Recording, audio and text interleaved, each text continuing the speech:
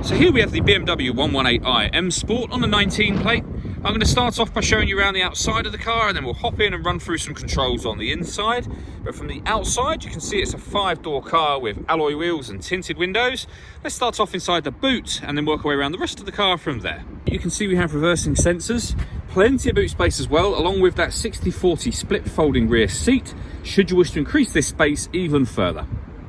Okay, so we're just going to work our way back round to the front of the car, and then we'll hop in and run through some controls on the inside. But now that we've done a full circle of it, you can see it's in excellent condition the whole way round.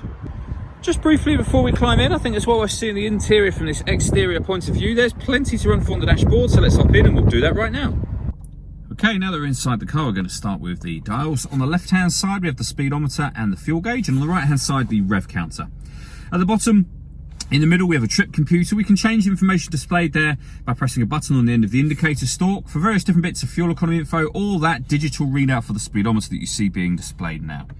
If we back out to the steering wheel, on the left-hand side, we have cruise control and speed limiter, and on the right-hand side, stereo and phone controls, including voice activation for the phone. So hit that button, ask it to dial anyone in your contacts list, and it can do that for you without you having to take your phone from your bag or your pocket.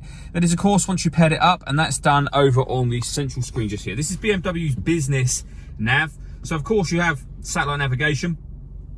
There's a full video that shows how this works on both our website and also on our YouTube channel as well. All the movements that I'm making on this screen are all being done using the iDrive system, which is essentially this dial. There is a collection of buttons just there as well.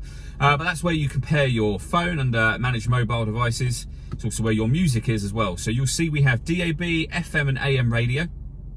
There's a CD player.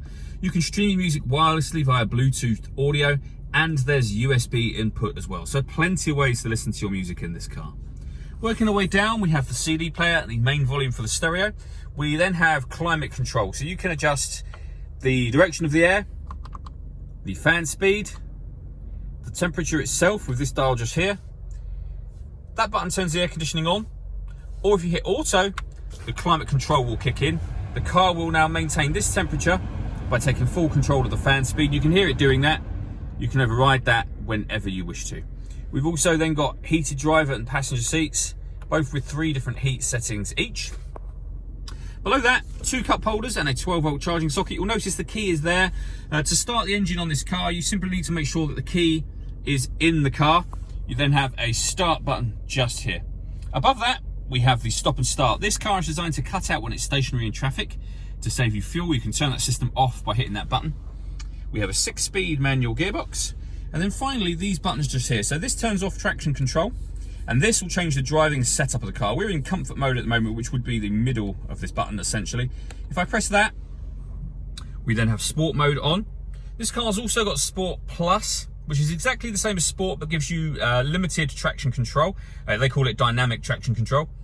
Back down to Sport, down to Comfort, which is your everyday driving, and Eco Pro at the bottom. All that leaves me to say is thank you for taking the time to watch this video.